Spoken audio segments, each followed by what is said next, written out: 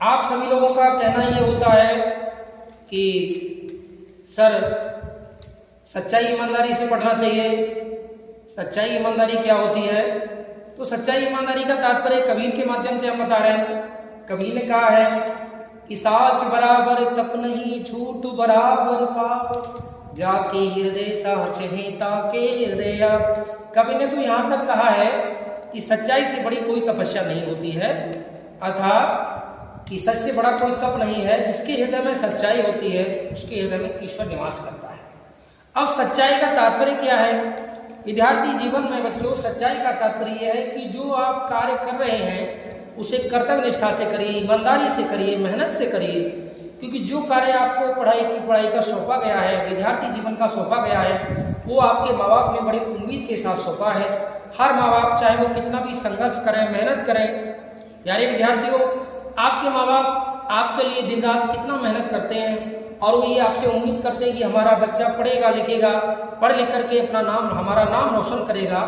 तो आप लोग ईमानदारी से पढ़ाई भी करिए, पढ़ाई में भी एक ईमानदारी दिखाइए कि हम घर जाकर के भी पढ़ें, विद्यालय में भी पढ़ें, मेहनत करें। और मेहनत करेंगे तो वह भी एक ईमानदारी है।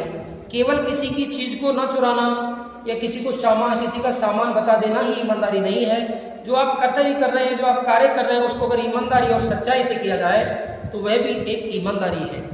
प्यारे विद्यार्थियों, जीवन में आप लोगों को सदैव ईमानदारी का अनुसरण करना चाहिए।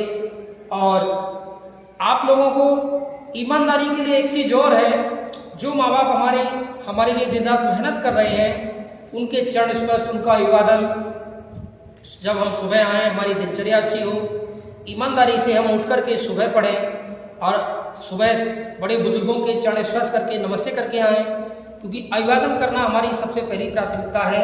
ये भी एक ईमानदारी में आता है। कहा भी जाता है, संस्कृत का एक श्लोक भी है, अभिवादनशीलस्य नित्यं वृद्धोपसेविनः चत्वारि तस्य वर्धन्ते आयु विद्या यशो। अर्थात अभिवादनशील व्यक्ति की तो 4 चीजें लगातार बढ़ती हैं, आयु, विद्या, यश और बल। आप लोग सदैव मेहनत करिए, पढ़ाई करिए, गुरुजनों का सम्मान करिए और अपने लक्ष्य पाने के लिए दृढ़ रहिए।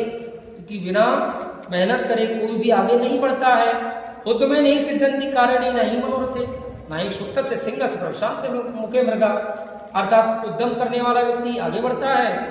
और जैसे कोई शेर सो रहा होता है, हिरन है, उसके मुंह में प्रवेश नहीं करेगा, अर्थात जब तक उसका शिकार नहीं करेगा। इसी तरह से आप लोग भी पढ़ने में ईमानदारी दिखाइए और आप लोग मेहनत से पढ़िए।